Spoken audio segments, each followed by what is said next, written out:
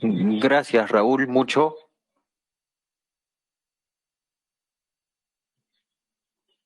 Es mi placer y honor estar aquí.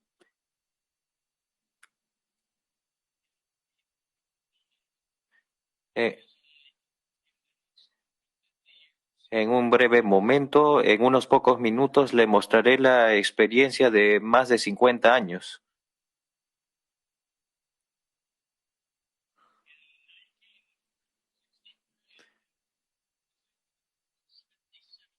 El, el 22 de noviembre del año 63, el presidente Kennedy y su señora estaban llegando al aeropuerto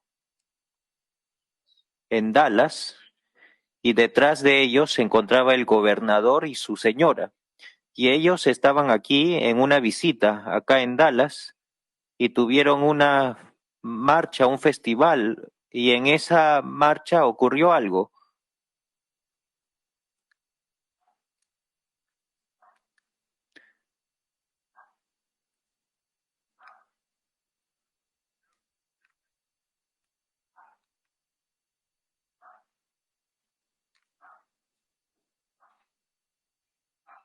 Tres disparos salieron y 2 minutos luego de esto estaban trayendo al presidente Kennedy y su señora a la emergencia del hospital Parkland, que fue a 2 minutos y era un problema si es que traían al presidente. Fue un pequeña habitación de trauma, fue en esta habitación y allí se encontraba mi héroe, el presidente, con la parte derecha de su cráneo que había sido abierto por una herida de bala y una segunda herida en el cuello. En la parte superior de la mesa se encontraba mi colega, el doctor Kerrigo, y a la izquierda de la camilla se encontraba otro doctor. Yo me puse a la derecha de la camilla y estábamos tratando de intubar al paciente y no lo podíamos hacer, así que el doctor Perry me dijo, hay que hacer una traqueostomía, así que hicimos una traqueostomía, le colocamos un tubo traqueal e hicimos todo lo que pudimos en un periodo de 30 minutos, pero no podíamos rehidratar a este joven y famoso presidente de los Estados Unidos o de reanimarlo. Estaba en la sección de neurocirugía y mi jefe era Jim Clark de neurocirugía y él pronunció la muerte del presidente. Todos se marcharon de la habitación y yo estuve allí de pie y en ese momento estaba en shock y Jacqueline Kennedy vino y tenía ella, venía manchada de sangre en su vestido rosa, tomó la mano del presidente e hizo una especie de ceremonia. Yo no le hablé y simplemente moví mi cabeza y obviamente ella también se encontraba en shock. En la mesa de autopsia, cuando llevaron al presidente, a Washington DC, se veía así el presidente con esta herida abierta aquí, que no se ve en el cráneo, pero acá se encuentra la incisión de la traqueostomía que hicimos para intentar salvar su vida.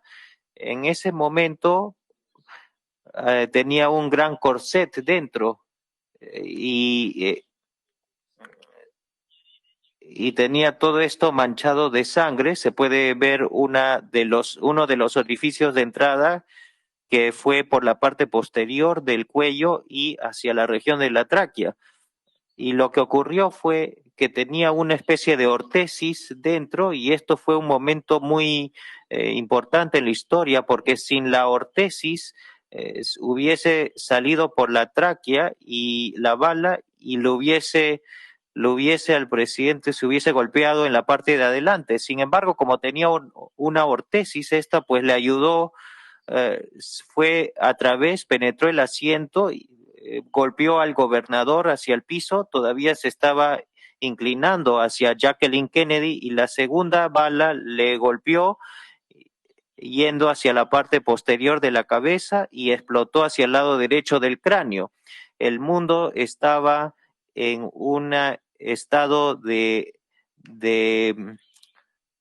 pésame, y para mí fue un momento decisivo.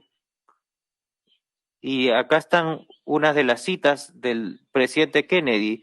Para el análisis final, nuestro enlace más común y básico es que todos habitamos este pequeño planeta, todos respiramos el mismo aire y todos deseamos por los futuros de nuestros niños, y todos nosotros somos mortales.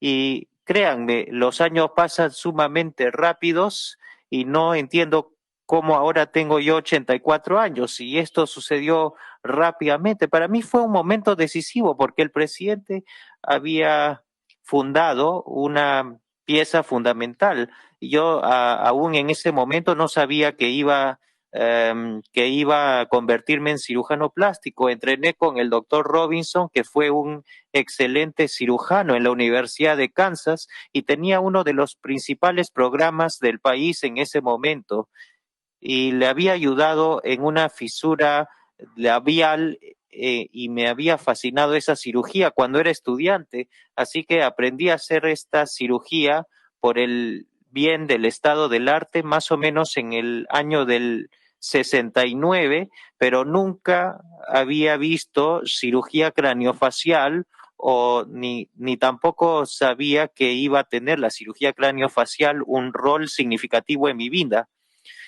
Así que la mayoría de los pacientes que he tratado en los 50 años que han pasado son deformidades de fisuras y anomalías craniofaciales. Viajé a la Universidad de Nueva York, donde conocí al doctor John Converse, y en sala de operaciones él estaba haciendo un caso que yo no sabía nada acerca de ese caso.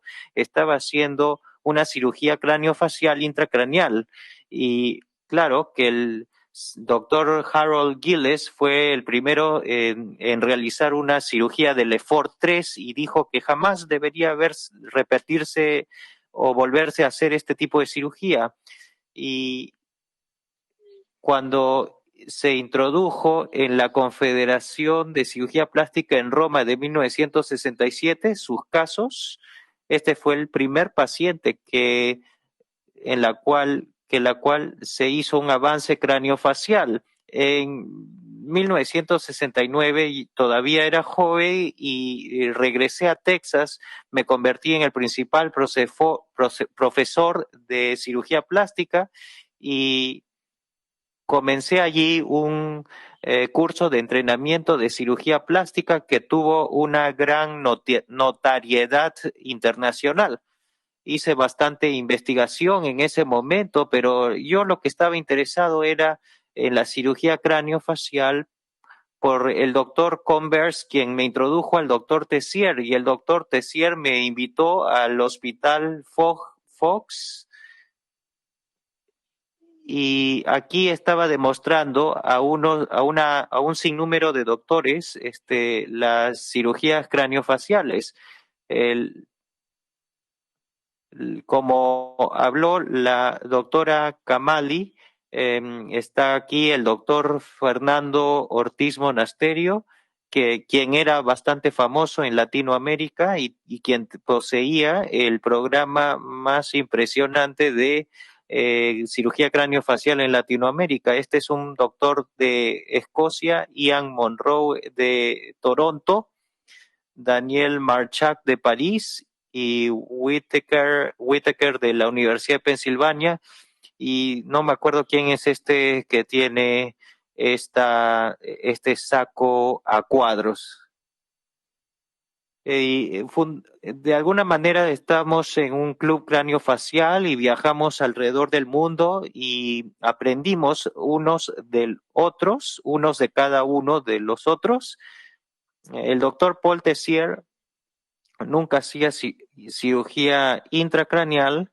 Este grupo de hombres, básicamente, esta fue la última vez que estuvimos juntos navegando. Acá está el doctor Monroe navegando alrededor del mundo, y esta fue la última vez que nos reunimos en junio del 2012, el mismo año en que Fernando y Daniel Marchak fallecieron.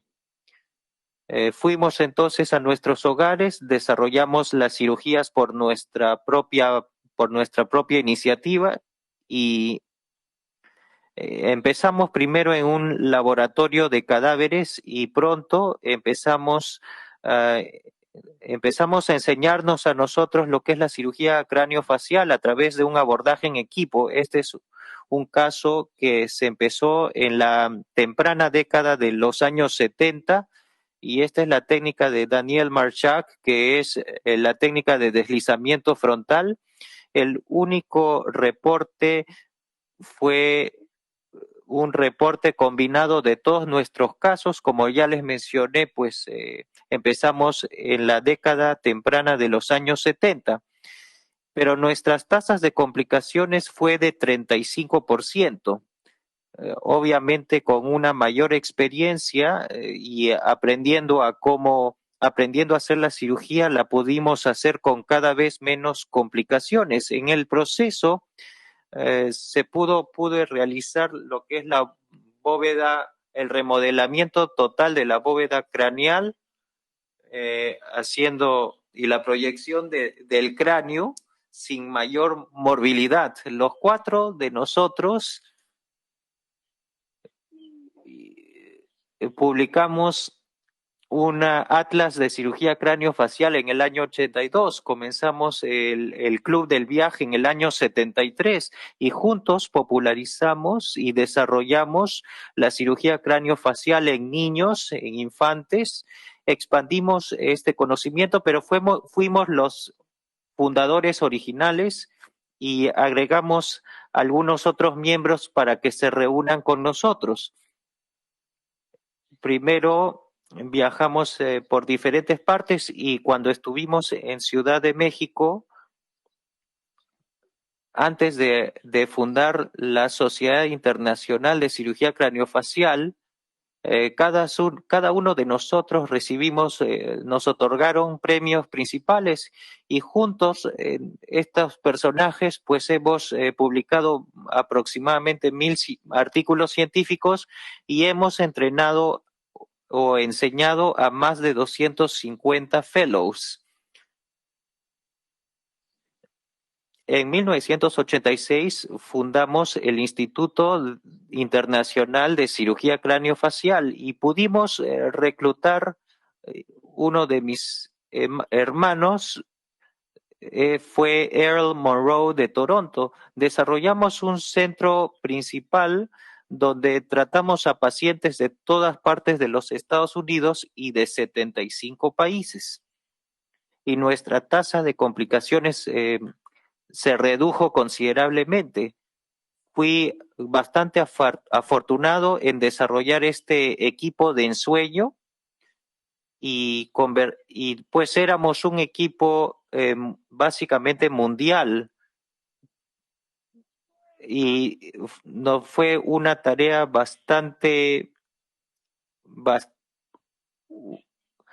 con muchas expansiones involucrando diferentes especialidades y se hicieron un sinnúmero de cirugías a lo largo de los años.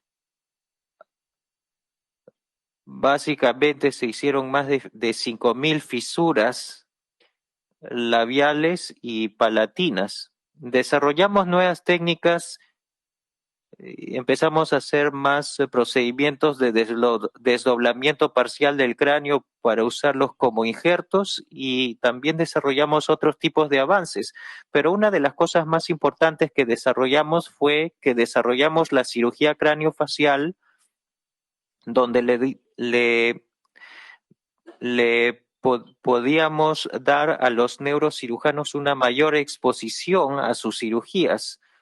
En 1989 se fundó esta organización de cirugía craneofacial mundial y han transcurrido más o menos desde entonces como 31 años y hemos entrenado a muchos super especialistas.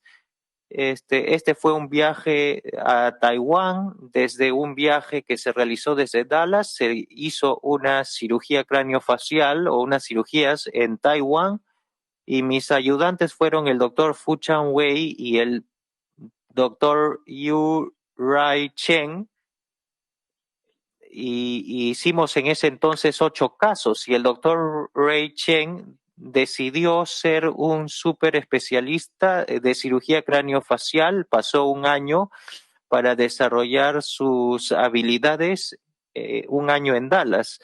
Luego volví a Taiwán muchas veces. Nos sirvió como modelo para desarrollar otros centros de cirugía craneofacial alrededor del mundo. También hay que agradecerle al doctor Nordhoff por ser también otro de los pioneros de la cirugía craneofacial, y se desarrolló un centro mundial en Taiwán.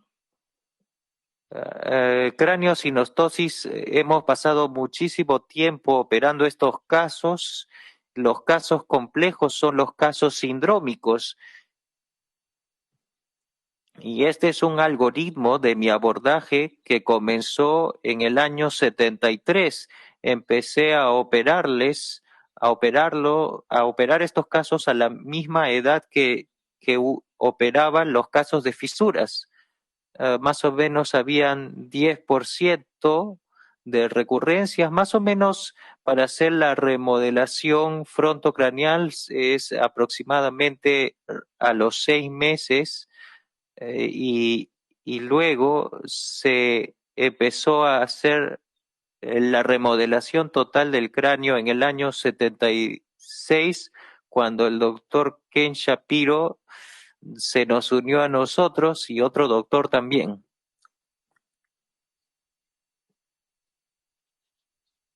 Además de lo que es la remodelación con Lefort 3 y luego lo que es la distracción en monobloque, fue el mismo procedimiento que se hace frecuentemente alrededor del mundo de manera segura con nuestro equipo cráneo-facial dedicado. El principal caballo de batalla quirúrgico para estos casos es el Lefort 3. El Lefort 3 que se realizó en este caso de Cruzón en el año 74, y luego se le siguió a esa cirugía una rinoplastía y luego una genioplastía de deslizamiento. Luego de hacer el avance fue tratado por el doctor Jerico.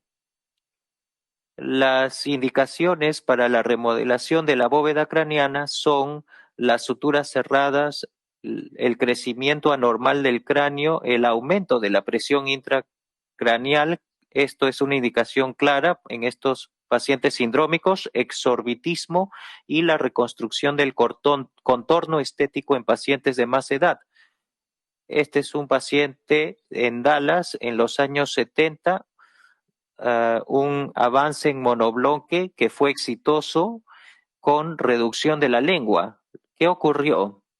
Nunca volvió más, y esto es típico de los pacientes sindrómicos, pero cuando regresó en la vista obliqua se puede ver la gran mejoría de la apariencia de este joven y la funcionalidad de la parte dental. Aquí se encuentra 17 años después, cuando ya no se continuó con sus tratamientos. Este tipo de pacientes necesitan un número de serie de procedimientos a medida que van avanzando de edad. Y muchas personas le llaman esto recurrencia, pero no es una recurrencia, sino que es un crecimiento anormal. Modificamos entonces el avance en monobloque debido a la alta tasa de infecciones. Fernando Ortiz me dijo que antes de hacer el monobloque y antes de publicarlo, yo hice 4 y 3 de ellos sufrieron de infección postoperatoria.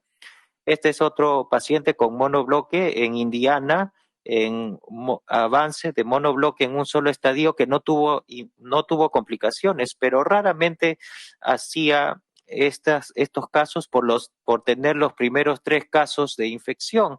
Entonces apareció la técnica de distracción, especialmente cuando se tenía que tratar el apnea del sueño, como se hizo en este paciente que es argentino, y se presentó a uno de nuestros directores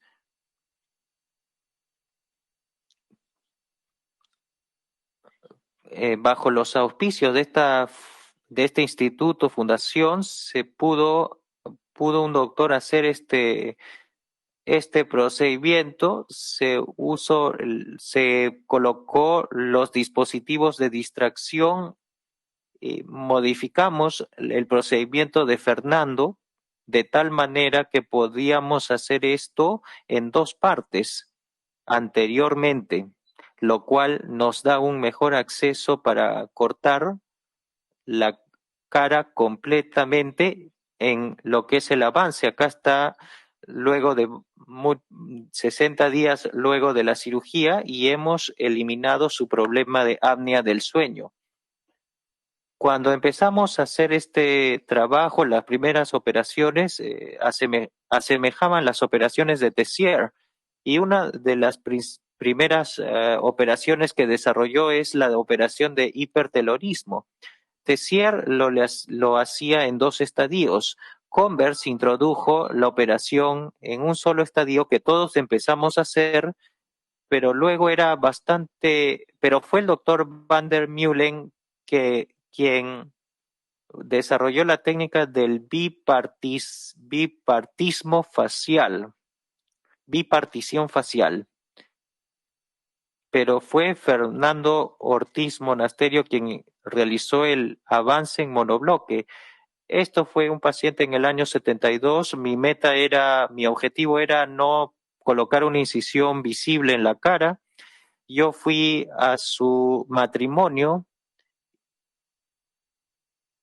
y fue una ocasión bastante especial, pero mi experiencia es más o menos de un poco más de 200 casos, y con cada caso requiriendo un resultado de complicaciones más o menos de 3.75%. La principal complicación, problemas de la secreción lagrimal y problemas de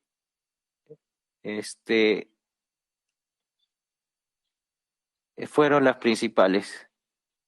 Un caso típico antes y después que aprendimos desde Tessier, que podemos alargar la nariz utilizando un injerto de hueso.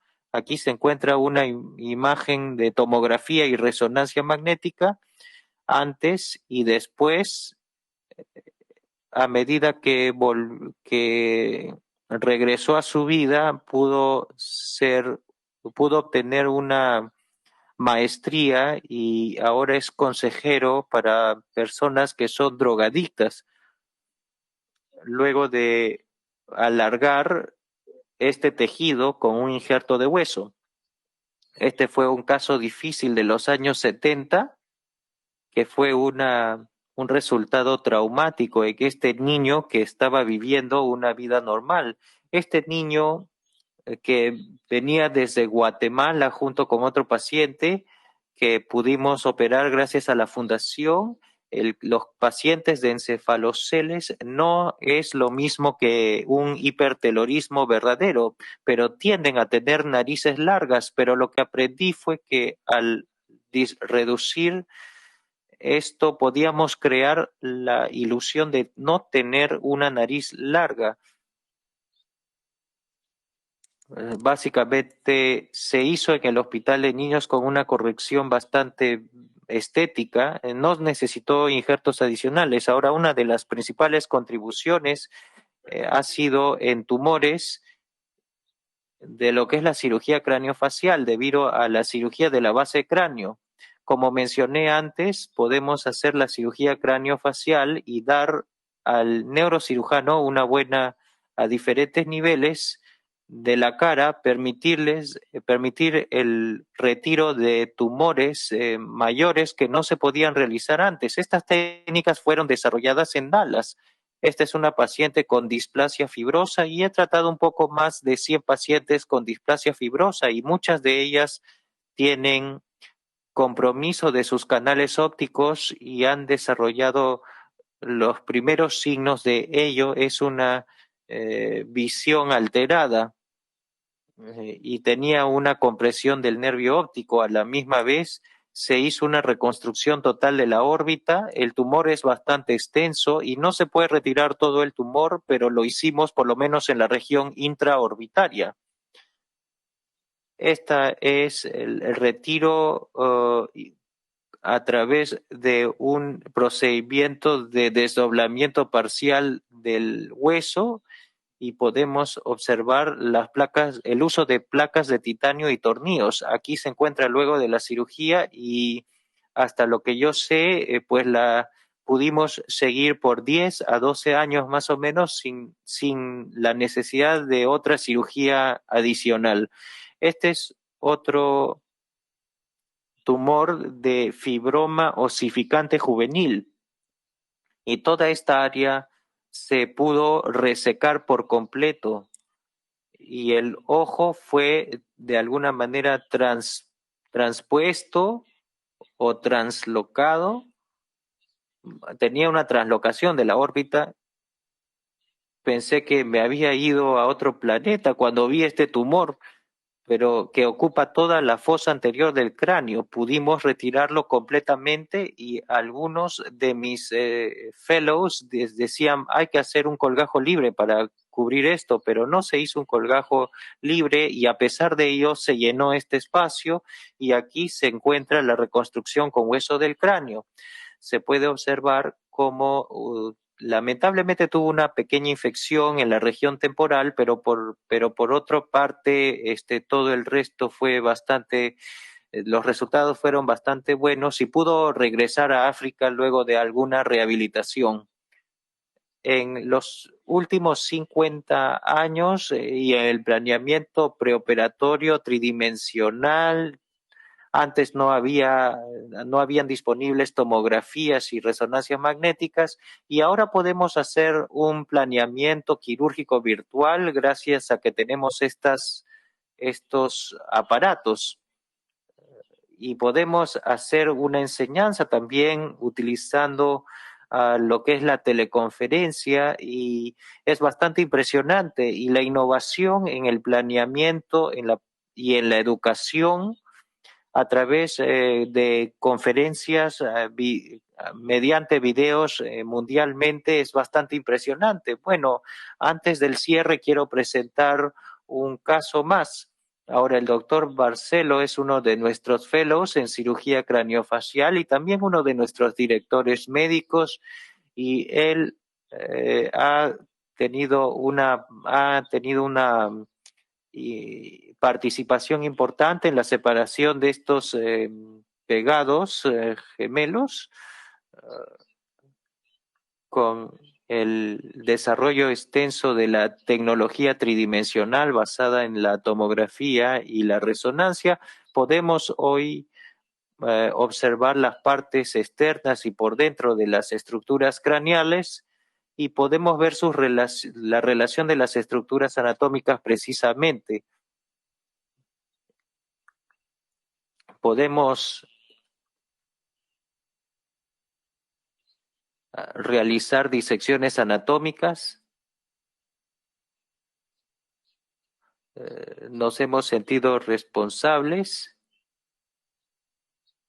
que los modelos eran bastante importantes y bueno, teníamos esos modelos en nuestras manos a medida que hacíamos la cirugía y la reconstrucción y fueron de bastante ayuda. Otra cosa que nos ayudó fue con la compañía KCI pudimos desarrollar esta especie de cama o camilla y vamos a estar involucrados con otros directores médicos de la fundación en Ohio. Y este fue un avance puesto que no se ha utilizado antes. Y luego de separar a los pacientes, pudimos sus cráneos, volvimos luego de un año y lo resolvimos con proteína morfogenética ósea para poder regenerar esta y reemplazar sus cráneos.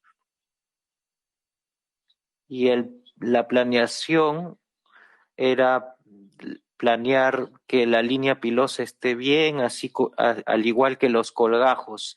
Así que el desafío para el futuro es qué significa la evolución si solamente se encuentra disponible para una minoría de la población mundial.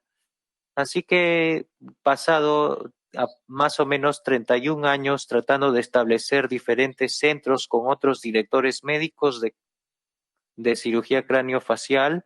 El doctor Rolando Prada también se ha convertido en un director médico y ha hecho un trabajo bastante maravilloso en Bogotá, Colombia, y estamos trabajando juntos para poder asegurar el tratamiento de mayor cantidad de pacientes.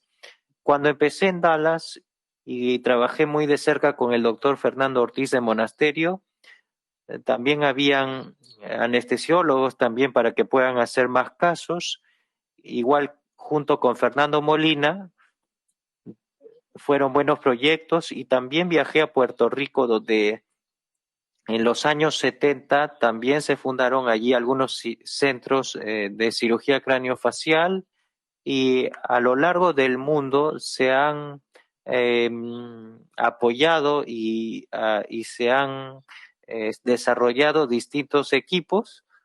Hemos trabajado también en un centro en Libia, en un hospital que lamentablemente con la revolución desapareció, pero claro que Taiwán sí ha sido un sitio exitoso, al igual que las Filipinas, que desarrollamos allí junto con el doctor Nordhoff. Y hemos hecho bastantes progresos hacia dónde hemos ido y lo que hemos hecho. Y poseer una cara que uno no tiene que esconder es un derecho humano fundamental, al igual que lo es vivir una vida completo y vivir la vida con libertad. Gracias.